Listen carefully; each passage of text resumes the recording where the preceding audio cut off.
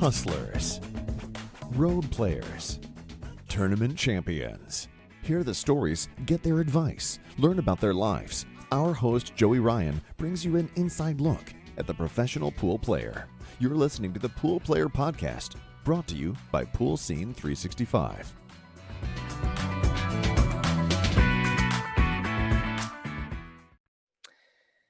Hey, welcome to the Pool Player Podcast, brought to you by Pool Scene 365. I'm your host, Joey Ryan. And if you're enjoying this content, please go ahead and hit the subscribe button, share it, hit that little bell for notifications so you can be updated with each new episode with great players. And today we really have a treat for you.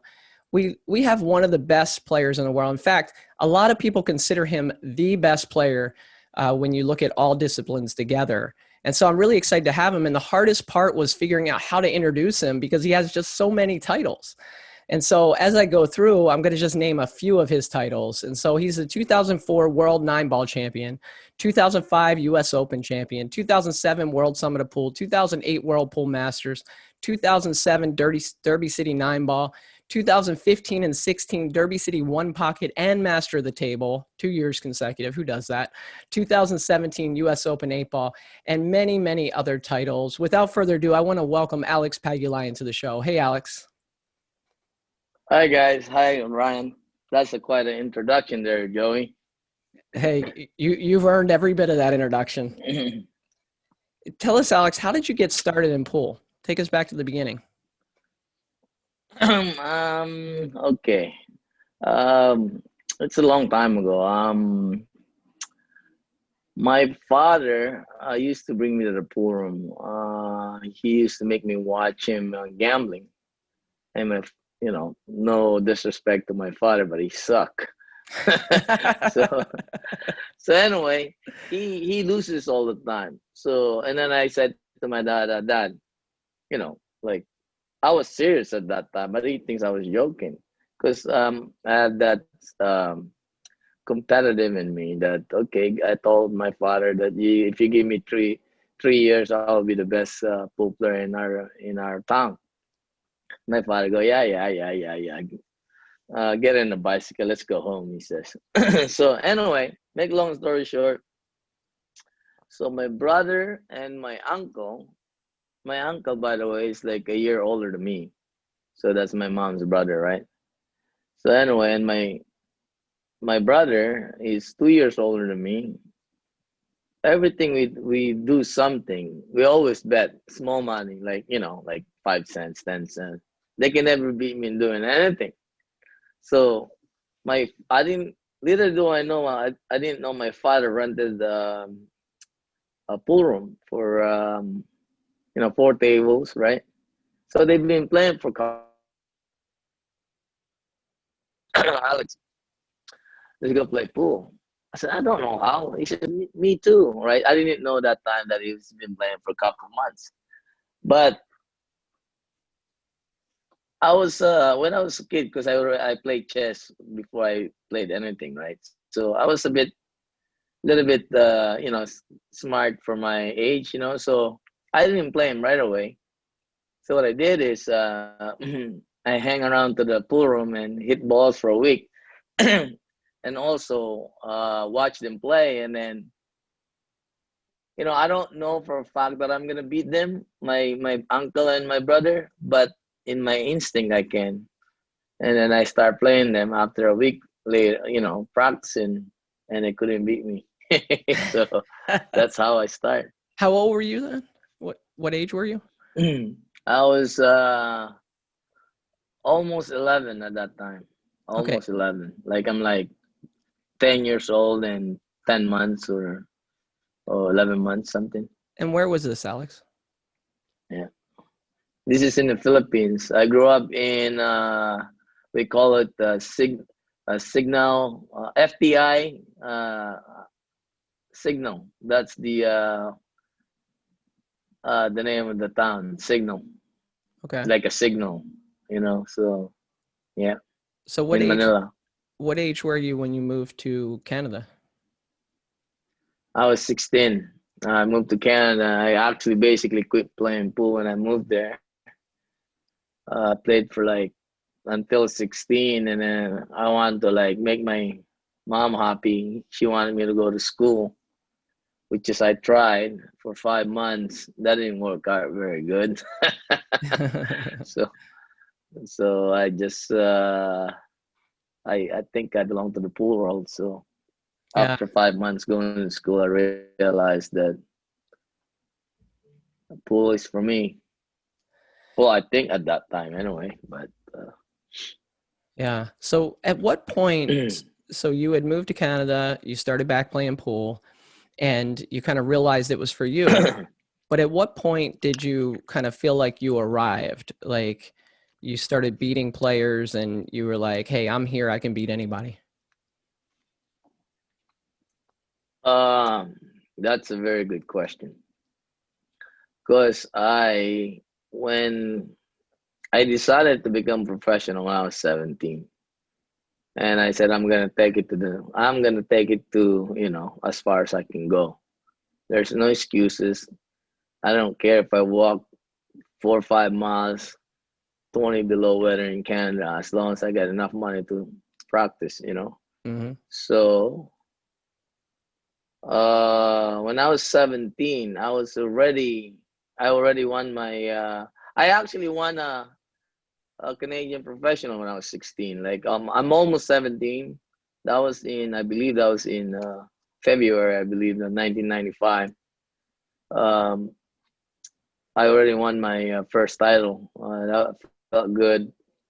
And then I was 17. That's when I realized I had that feeling that I was gonna become a elite player, or I will become a world champion as long as I put my time into it. And then when I was 18, I felt like I was ready. But as a pool player, I took my time.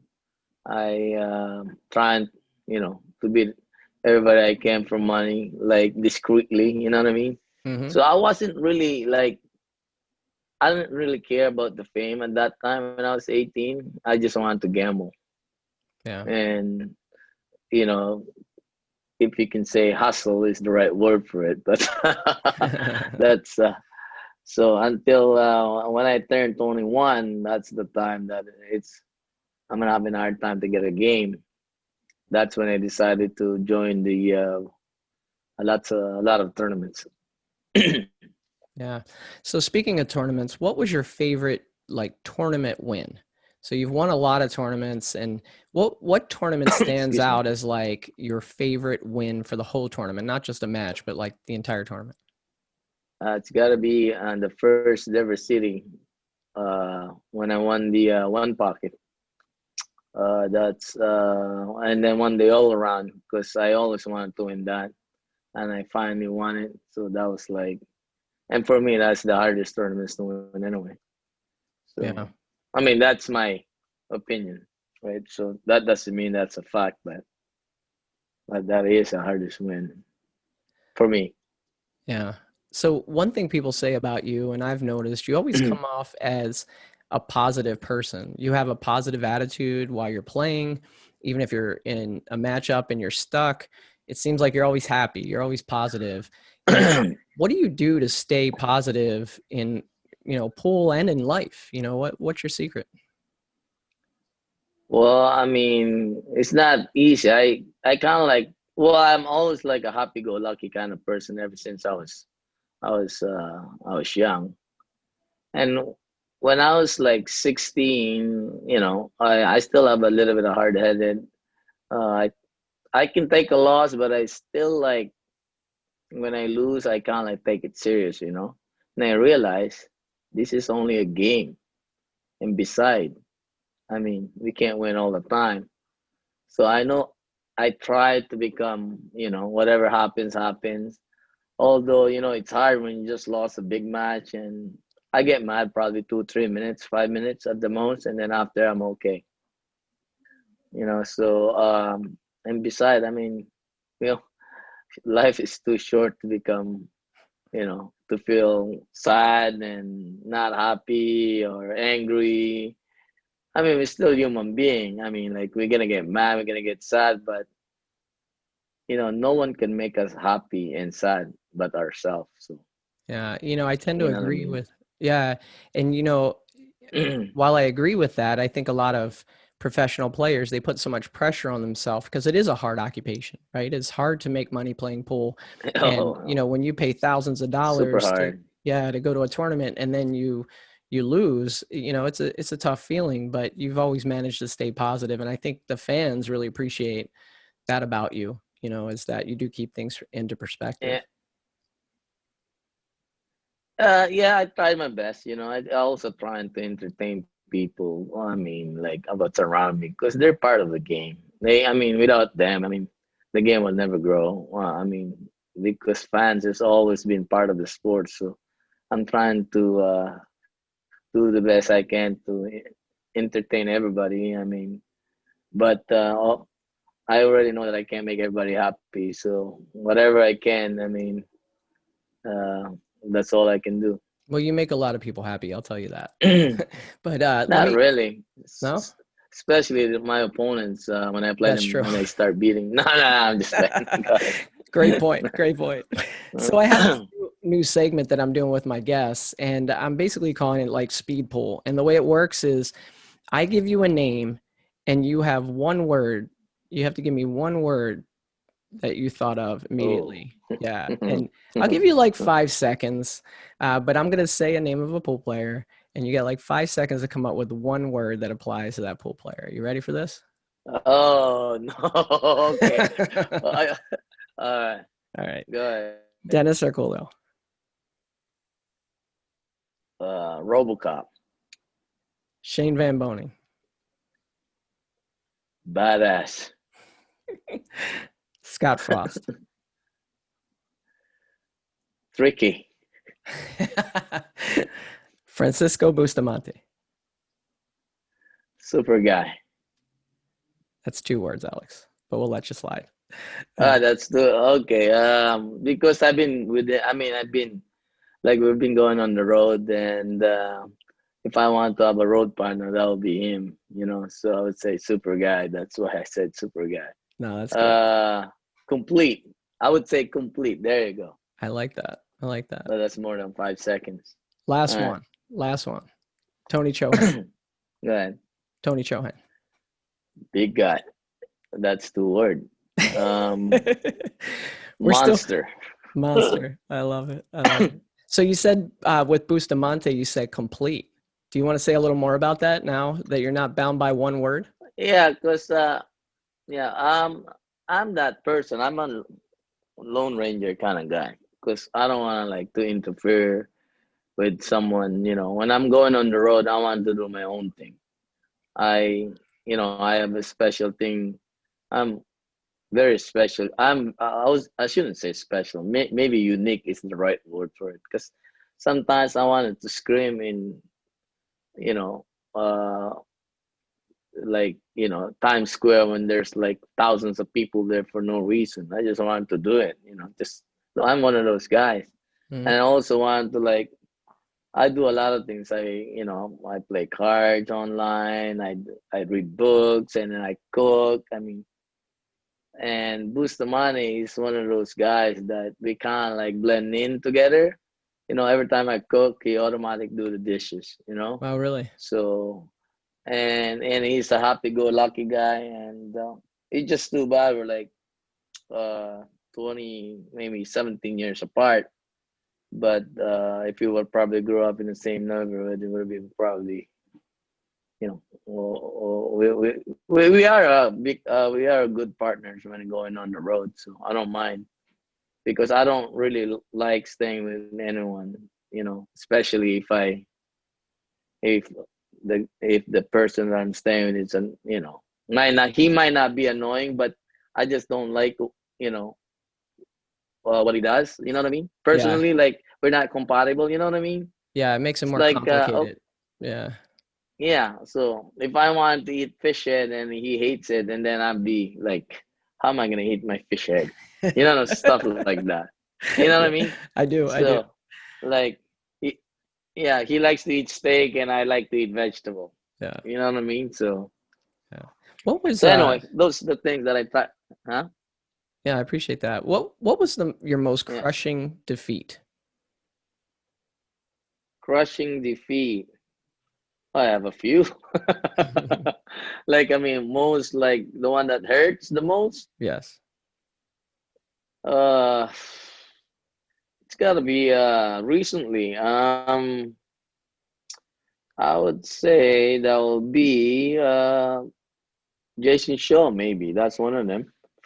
And then but I missed an easier shot than that. That cost me like 30,000. I played that ring game about 18 years ago with Corey Deuel.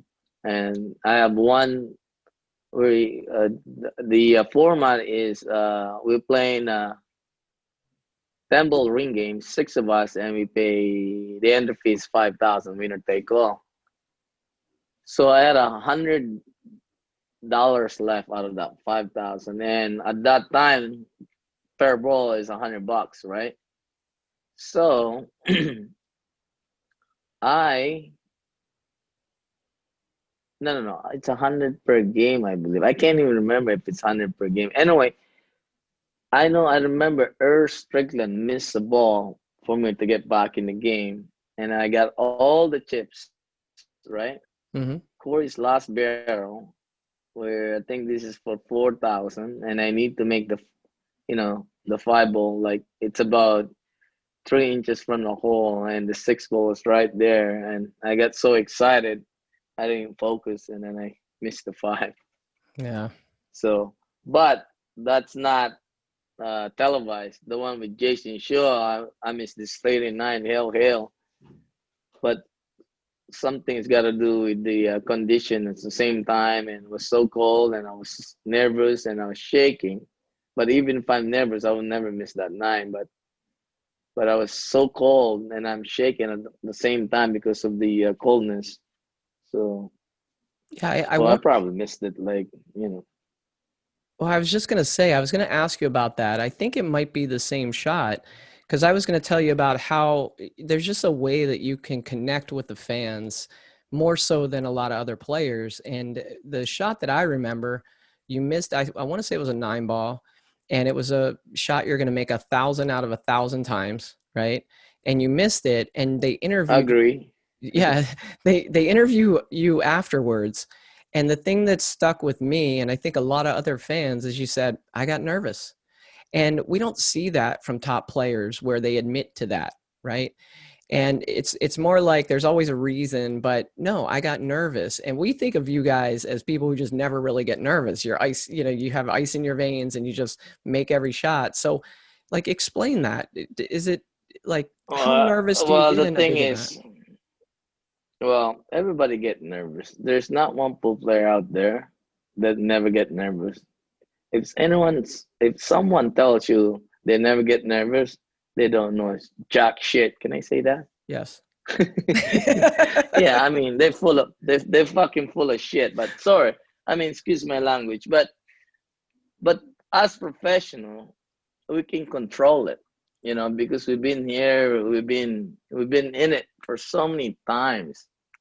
So, but due to the condition of the time shot clock, right, and the condition, it's hard to start breathing, drink water to calm yourself down because you're running out of time, right? So, but anyway, I mean, in reality, we all do miss. We all do get nervous, right? But at that time, everything happened all at once when I shot the nine. So, Yeah. and then would I kill myself after missing the nine? Well, I was shooting so bad. If I try to uh, shoot myself, I might miss too. So I decided not to shoot myself, right?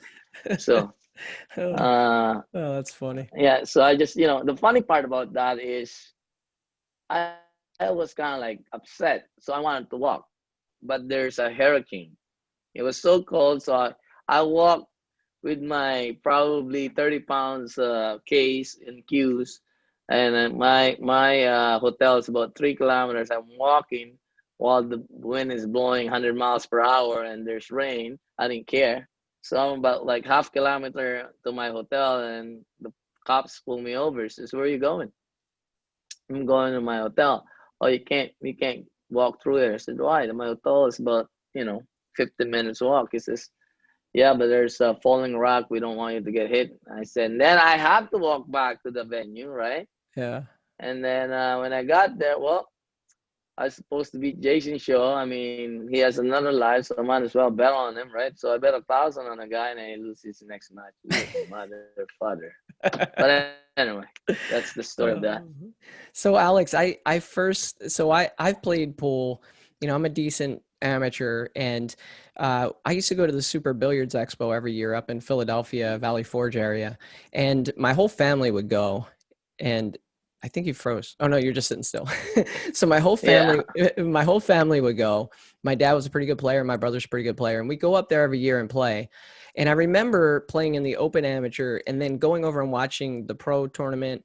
But my favorite part about that was watching like you and other people just in the pits running around, drumming up action. And I was like, wow, what a fun guy. You're always having fun. You're always in the action, in the grease. Do you have any stories? Because, I've told stories that have happened there quite a bit, but any stories from being out on the road or just any funny things that have happened to you? Well, I have lots of them, but this one, this is the first row. I'm gonna tell you my first road trip. When I was 13 years old, I wanted to play pool. I'm addicted to pool, and none of my family supported though, so that's the problem. So one day I got 10 cents in my pocket, right? And then I never, really went out of my city. And I'm looking at the jeepneys, and I'm looking at my pocket, 10 cents jeepney, 10 cents jeepney, and keep going back and forth. There's a point that if I take this jeepney to go somewhere, I don't know what's gonna happen. If I stay here, I don't know what's gonna happen here either. Yeah. So my instincts is to jump in it. So I remember the fare was 3 cents at that time. So it's not even that far. It's about probably, I would say, 22 kilometers or maybe 25. So for the first time, I'm out of my city, and then I'm like, I'm going to the pool. I only got like 7 cents in my pocket, and I'm seeing a lot of good players. I mean, at that time, I mean, they're not even, well, they are good players. They're probably like pro, but not in the top level. But so I'm watching, and I've been around like hustling, so I kind of like have a sense of who's hustling, who's not. So I see this, an old man, like he's old when I was that age, like he's in his 50s, right? And I approach him and I said, hey sir, I can see that you're here for business, meaning like you're here hustling, so Yeah. I can play a little bit of pool. Like for my age and my size, I play pretty good. You can take me to your city. And he looks at me, looks at me. Go hit balls, he says. So after like 5 minutes, you'll get enough. And about 2-3 hours, we left that pool room and went to his city. And it's about like probably an hour drive. And then I'm on the road for 9 months. My whole family is looking for me. They don't know where I was at. And I'm having a blast. 9 months on the road, 13 years old, don't know anyone. I'm like, that I'm in the jungle. I'm surviving. I said, look. And then Wow. I had a hell of experience. So, Yeah, and then finally my father found me. yeah, thanks for sharing that, Alex. I mean, Yeah. that's one of the reasons Yeah. that I'm doing this is because there are those stories out there with guys like you, top players, that I mean, I just want people to hear about, because that's so far removed from how I grew up, and it's helped sculpt you and mold you into the player that you are today. All those experiences that you've experienced have helped turn you into the player that you are today, and 13 years old, I can't even imagine. I mean, weren't you scared? Joey, I won't suggest this to any kid. Wait until 18 or 16 at least. 13 years old is too young.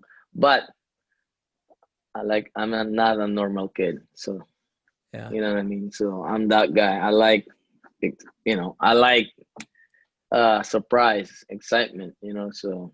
Yeah. So Alex, you So, were yeah. probably when folks found out that I was doing this show, you were, I would say, probably the most requested guest, from the top player realm. There's, obviously people come up to me and say, "Hey, here's this local guy. You need to talk to him." But in terms of top players, everybody was saying, "You got to get Alex. You got to get Alex."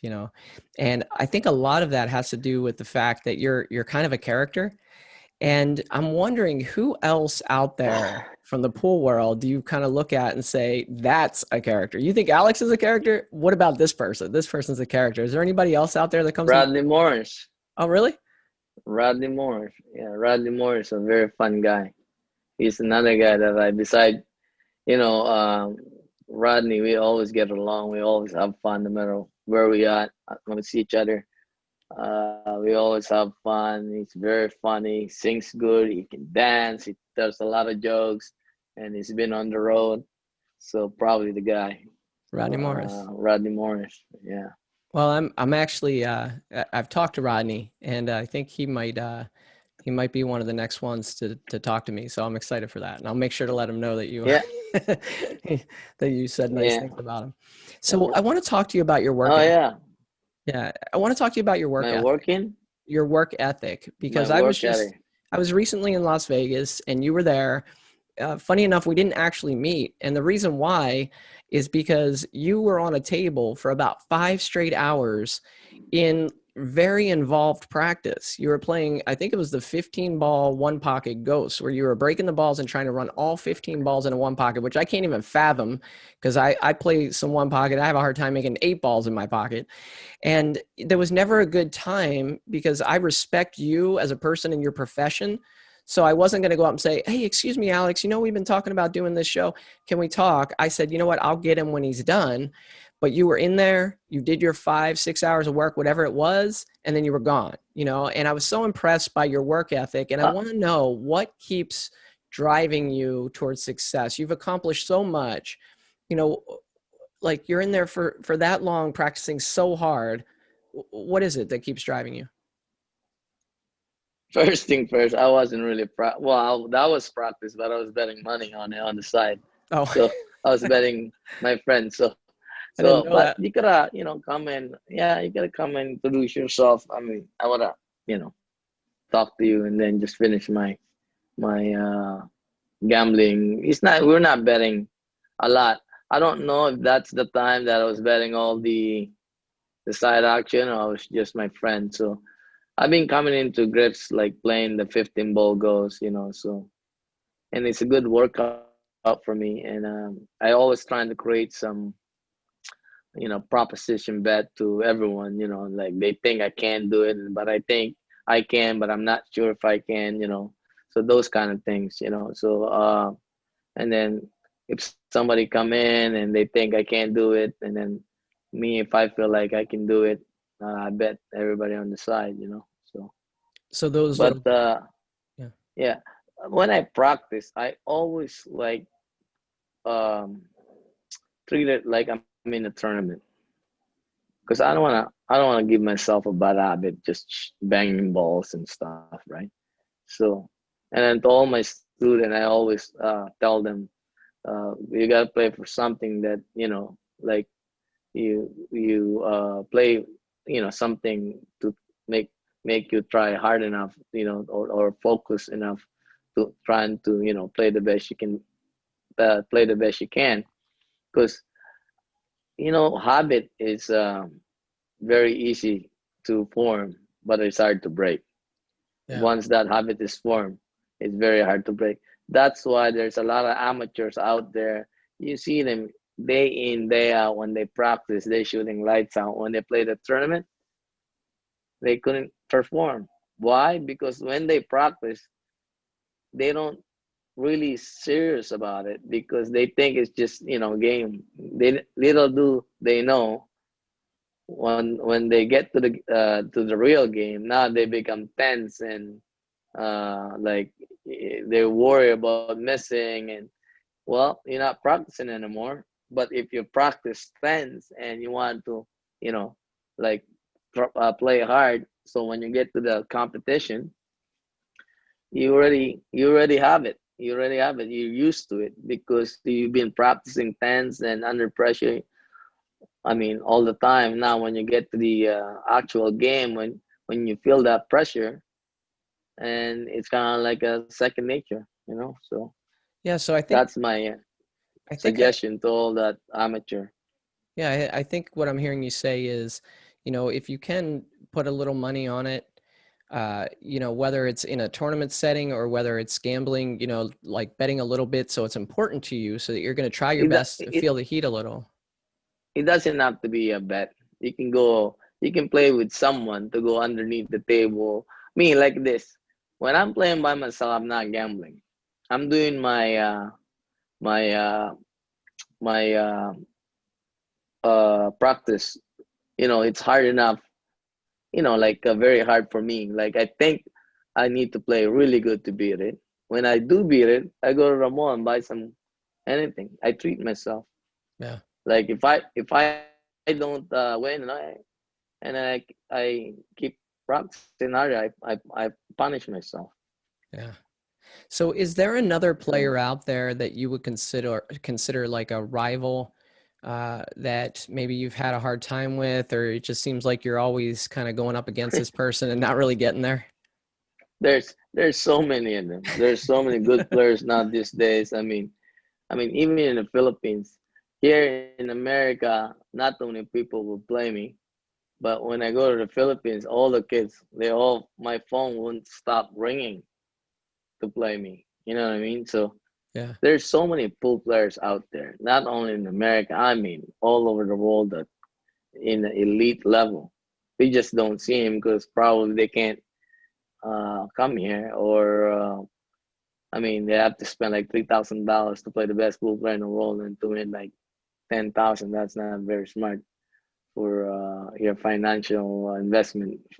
So Yeah, but like one player, like who, let's say you've played in big settings before and you just struggled against, or maybe they seem to always have your number. Is there anybody like that? um, probably in the tournament, there's actually a few of them in the tournaments, but for money, we I think it's probably Dennis that, but we go back and forth when we used to play for money. So I can't think of anybody else, but I would say Dennis is probably the guy because, or Shane. Well, Shane only plays in his condition. That's Dennis plays anything. He can play. He can ask him to play on a carpet. He can play. He can probably put that pool table in the pool, actual pool, when there's water. You guys have to swim and play pool. He will play it that way. So I missed the set where you played Shane the first time, I think it was, but I heard that at one point after day one, you might have been down like, I don't know, 25 games and you ended up winning. Is that right? 20. That's not the first time we played. We Okay. played like I would say we played 8 match already before that.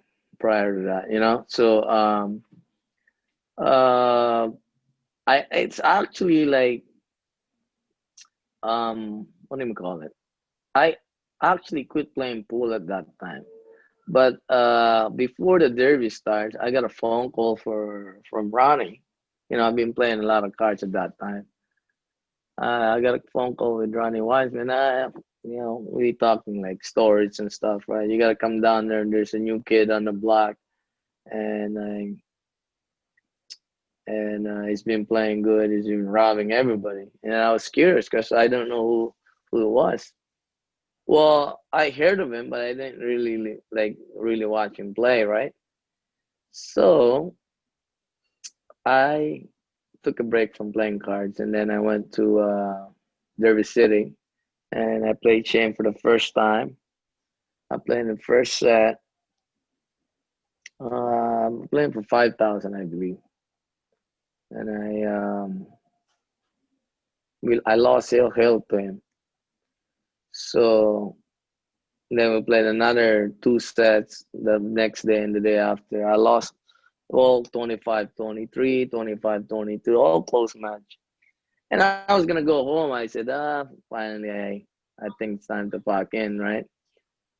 And then he came to me, he says, this is the exact words that I should thank him because he made me play pool again. He says like this: there's no pool table that you can beat me at. Oh, really? I said, where do What? you live? That's what I told him. Where do you live? What's your next stop? So I followed him in the country. Wherever he goes, I go. So we go to Nashville, Tennessee, the JOV. We played. I beat him there. He goes to Chattanooga. I go over there. I play him again. I beat him there. Where's your next stop? He goes to Vegas. He goes to Vegas. I go there. I beat him again. And this race 100 thing. And then he was winning 65-43. And I was smoking at that time still. So me and Ronnie were outside, we're smoking, and then me and Ronnie was talking. So Ronnie goes, I've seen a lot of comebacks in you, kid, but I don't know about this one. And I told him, you're 100% right, but I know one thing: no matter what it is, I'm not gonna give up.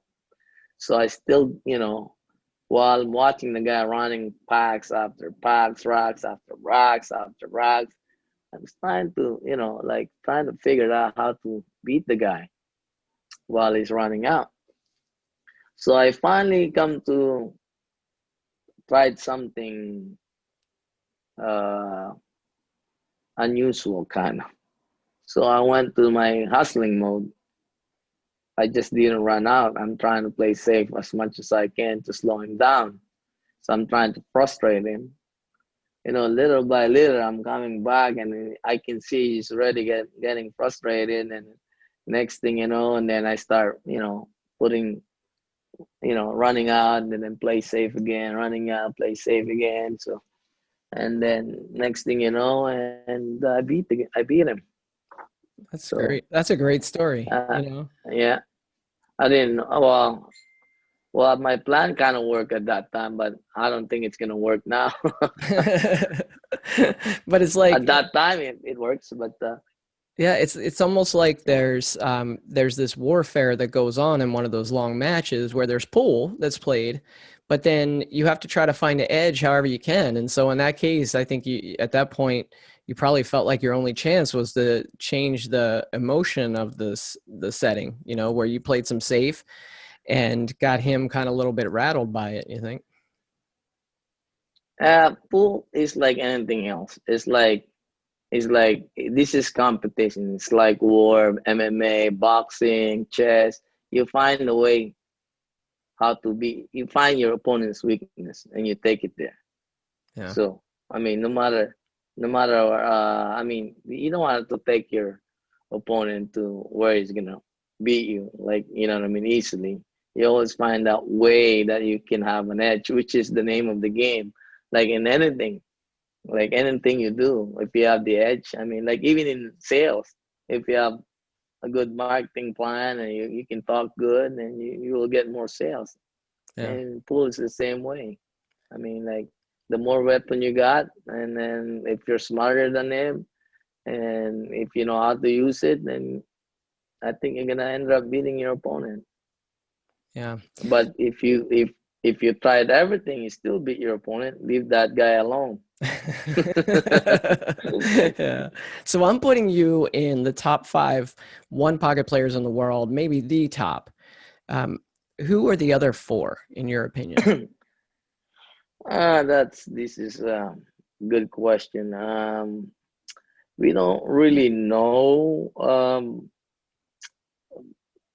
just because until they play each other, day in, day out. Dennis is up there. Tony Chon is up there. I don't know about now, but the Scott used to be there, but I don't know now. I mean, um, uh, because tournaments is a different story. You can't really like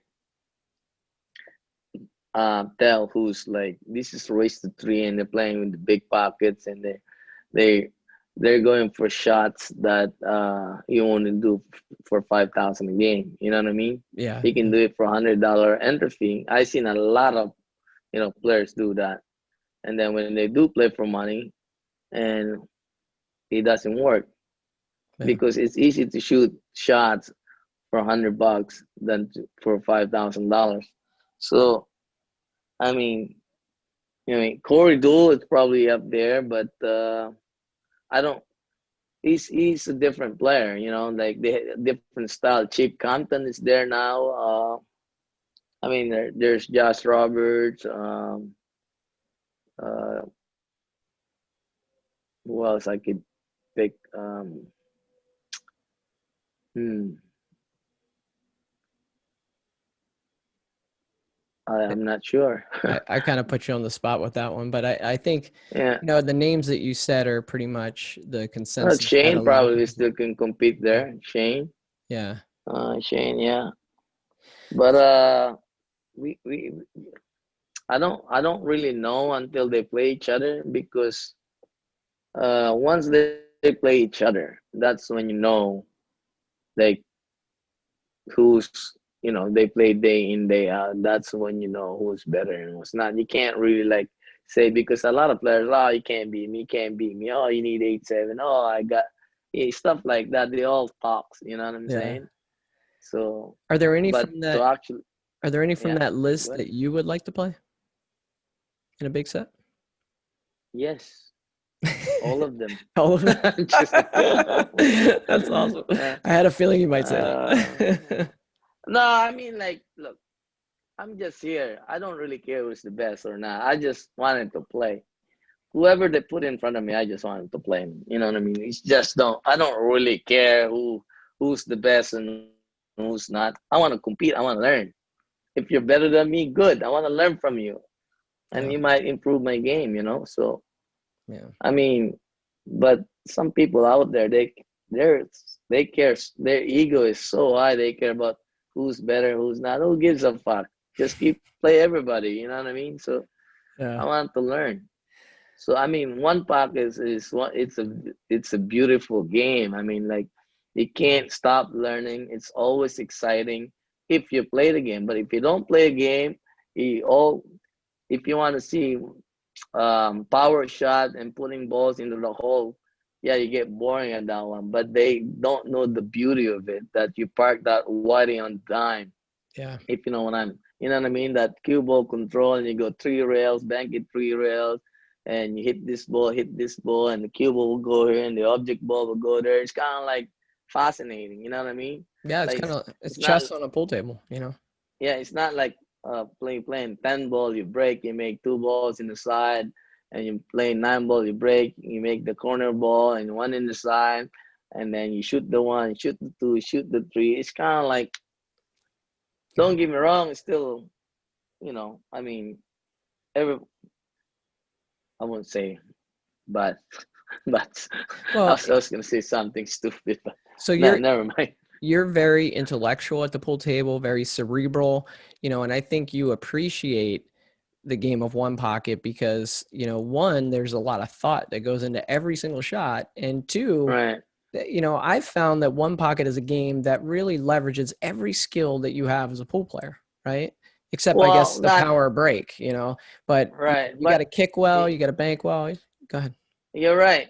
I think 10 ball and 9 ball should made for 4-inch pocket. That will make the game more interesting now.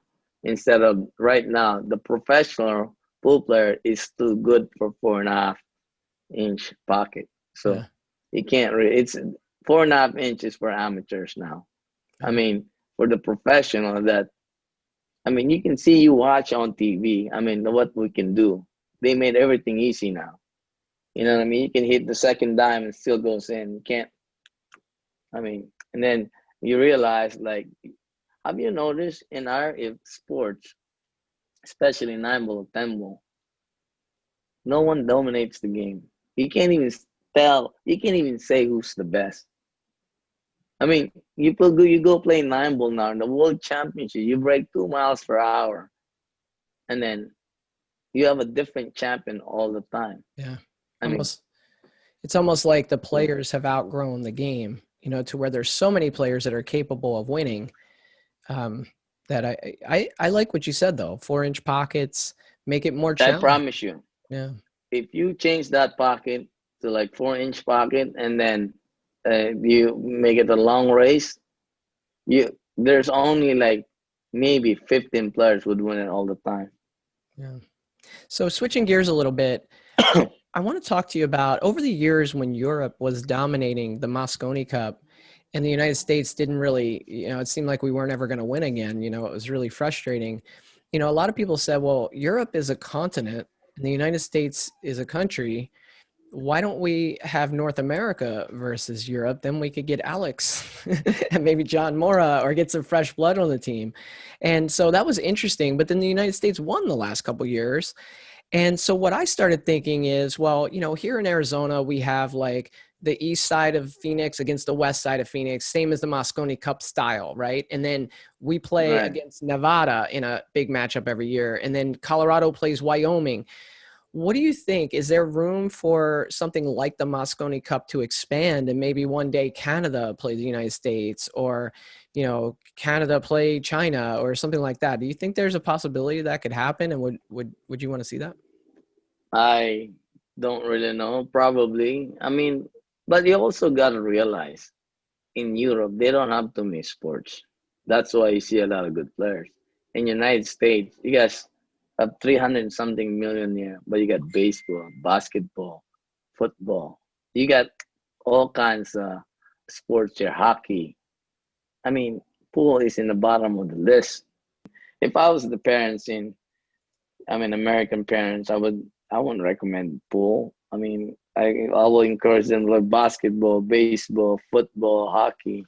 I mean, those are the kind of things I would like, recommend to the kids. But I mean, golf and stuff like that. But if my kids likes to play pool, and fine. I mean, I will support them.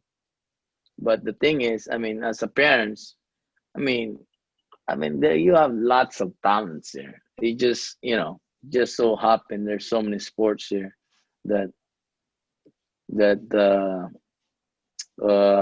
big in United States. That's why not too many young kids is playing pool. Yeah. And so I had posed that as like Canada playing against China or whatever. But if that ever did happen, would you play for Canada or the Philippines? Oh, Canada for sure. Canada. Yeah. So who would be on that team? You and John, Good, obviously. good question. I don't really know now Yeah. because I hardly go to Canada. I go there once a year, and then I don't really see the young players. Uh, Maybe Stephen Holm is one of them. It's this young kid. He's Indian, but I don't see him a lot here in the United States. So he's probably like happy to where he's at right now. So Yeah. if you want to really grow about the game, you got to go behind your capability. You got to go outside your turf. You know what I mean? So you gotta pay your dues. There's no shortcut in this game. I Yeah. mean, you get what you put in. There's nothing. There's no replacement. I mean, there's no other way. I mean, when Yeah. people like they said, "Oh, Alex, you're natural." Yeah, I said you be natural too if you play for 10 hours a day for 5 years. I Yeah. bet you be natural too. They Yeah. think it's that easy. They don't they don't see me playing day in day out, trying to work on my stroke and my emotion, all kinds of stuff. Yeah, So I think you're right. I think people kind of overvalue, God-given talent and they don't realize how much effort that you guys have put into this and really right, years and decades in your case of just, effort of trying to get better and, days when you didn't want to get up and go practice and you did. right. What are your interests outside of pool, Alex? Like, what's Oh, something lots. that you do that maybe would surprise some people? Oh, I don't know if I should tell them. Well, when I do take a shower, no, I'm not gonna tell that one. uh, well, I um, yeah, I play cards. That's for sure. Online, live. I love to cook. Oh, mind you, I got lots of kids, so I like to play with them also. And I like to travel. I like nature, Yeah. and also I have chickens, fighting chickens. Really? Oh yeah, Huh. Where do you keep them? yeah, Philippines. Oh, okay. Yeah. Yeah. So you like getting out in nature. Do you like go hiking, or is it like, do you take pictures, photography, or is it just like, Well, I haven't done a lot of hiking, but I did try. But I would love to do it, and I love actually taking pictures. Yes, and maybe I can see myself trying to learn.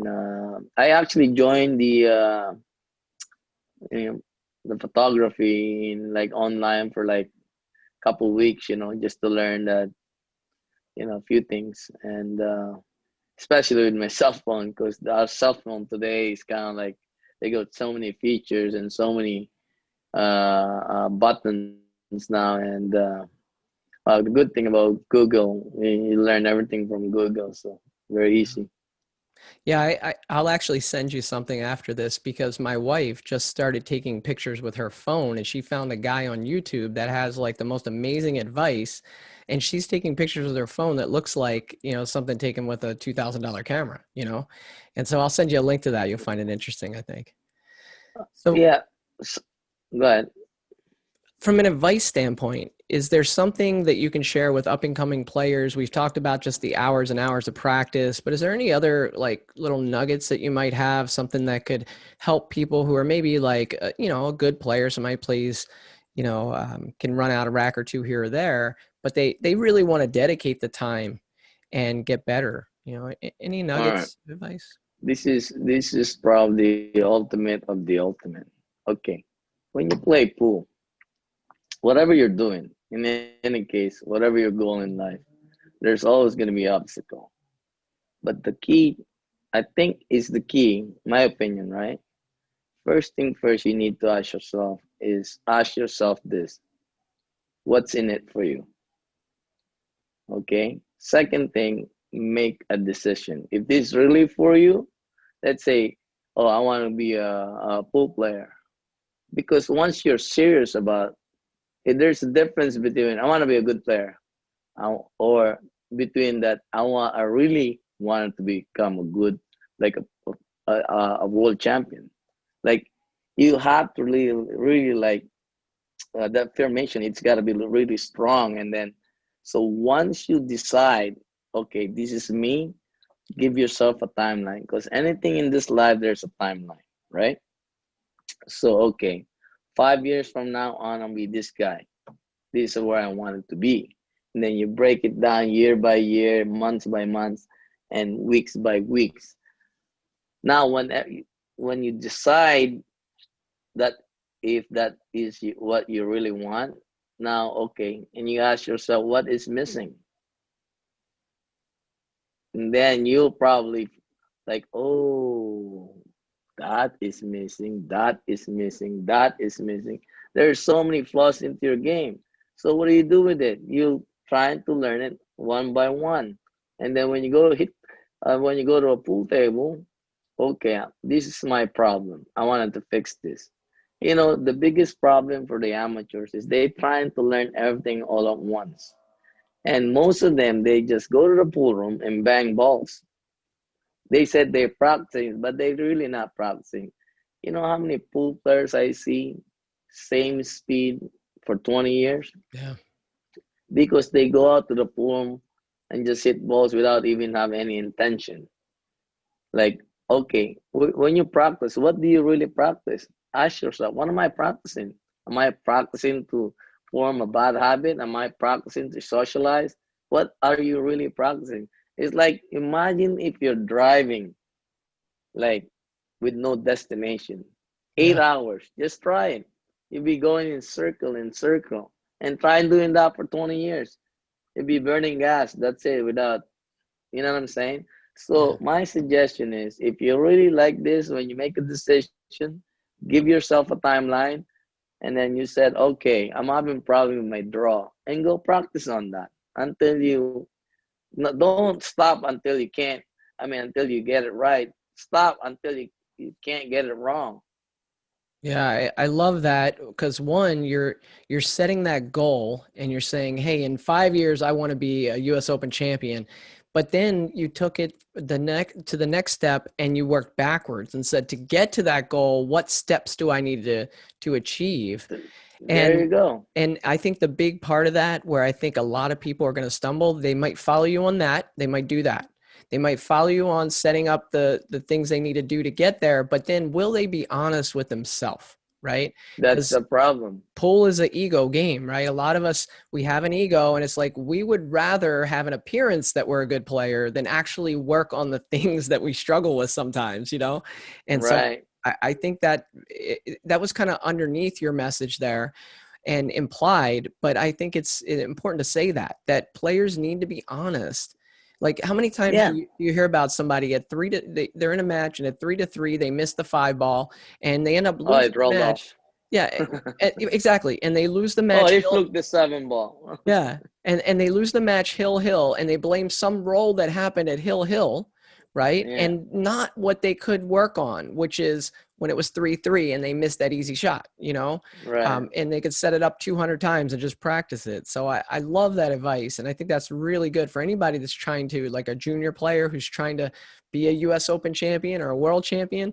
Well, set that goal and then put in those steps to get you to that goal with a timeline. I mean, that's really important.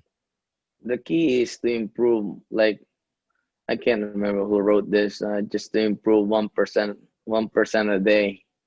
Like, like, and Yeah. then just trying to improve a little by little. And then the key is, a lot of players, they're big.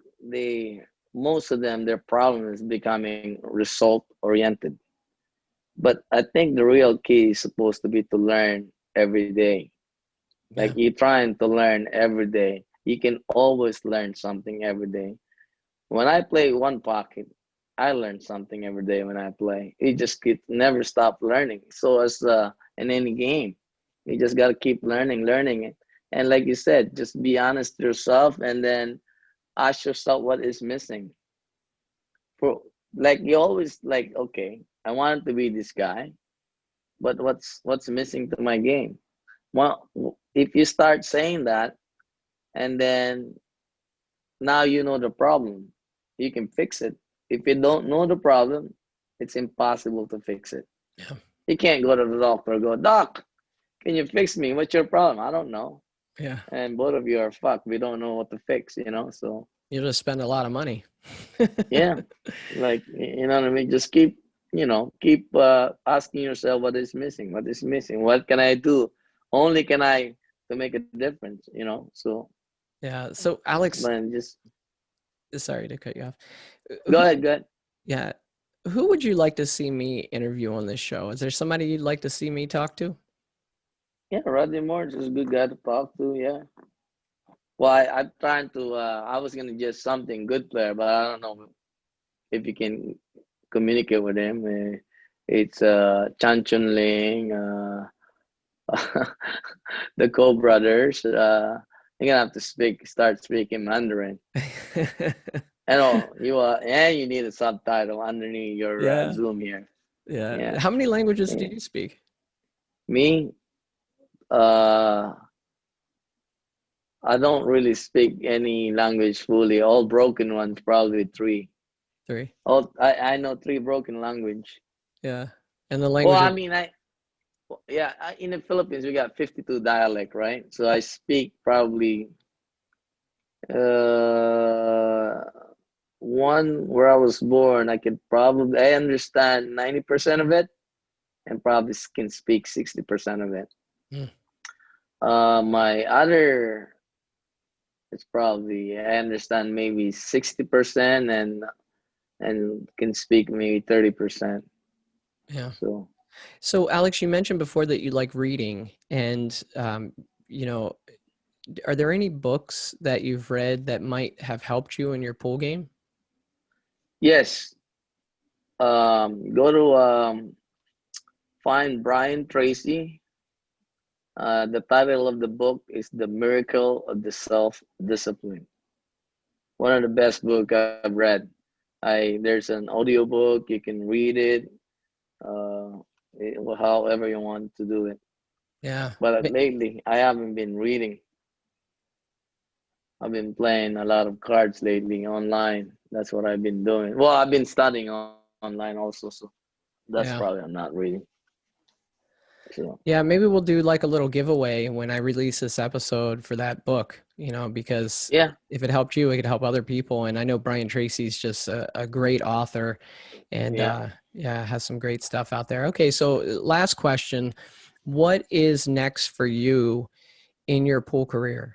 What are there any goals that you have that you're still trying to? Yeah, I want to like repeat all the tournaments that I've won before my I gave myself 8 more years to do it. So whatever my whatever I've won in the last, I don't know, 20 years, or I want to repeat it. Like obviously the Derby City I already repeat that. So the U.S. Open, the World, the U.S. Open 8 ball, the Whirlpool Master, the trick shot, I already repeat that. So all the things that I haven't won it again, I mean, twice, I want to win it again. So, and the most important thing, my main goal is to grow 2 more inches. And I don't care if it's upward or forward. So Yeah, maybe you're in your waist, but I don't know about height. yeah. But we'll see. We'll Alex, work on that.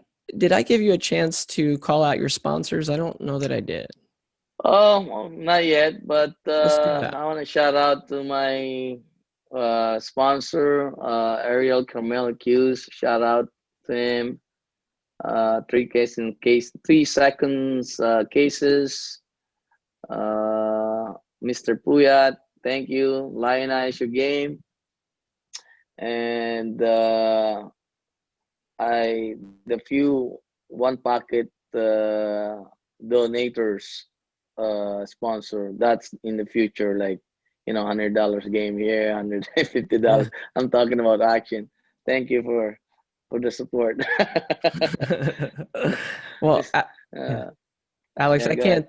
I can't thank you enough for taking the time to talk with me today. And, I think that the people that listen to this episode are really going to appreciate getting to know a new side of you, and also the advice that you gave and some of the, the book recommendation and those types of things. So thanks for being you, thanks for always Right. being somebody that we can My cheer for, and that you're just a fun, happy guy out there, and just an amazing player. So thanks so much.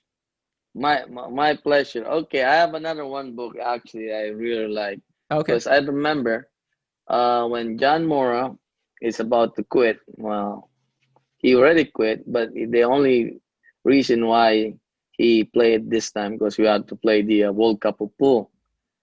Um, and I spoke to John. I said, John, why are you quitting? Oh, I'm fed up with this game. Blah, blah, blah. Okay, I respect that. And I told him, I gave him my book. It's called You're a Badass by Jen Sincero. So that's it's one of the good book. It will boost your confidence a little bit, and or maybe a lot. I don't know how will you accept the words. Words is just words, but it's up for us how we accept it, and how we interpret those words. So, but well, I made John Mora keep playing again. So, but opposite handed. So, I, but I- at least he's back playing. I'm so amazed by that story. He just flipped around and played with the other hand. I mean, Yeah, that's phenomenal. So, you're right. Well, I mean, if the other look, the one good thing about doing different things, you will have a different outcome. If you think the same, 10 years from now, 5 years from now, the outcome will be the same. So if you want something to change to your game, to your life, or anything else, you have to think different. You personally have to change if you want to change something in your life. So I would suggest that. If your game's stuck there for 10 years, 20 years, 5 years, think something different. I bet you 100% the outcome will be different.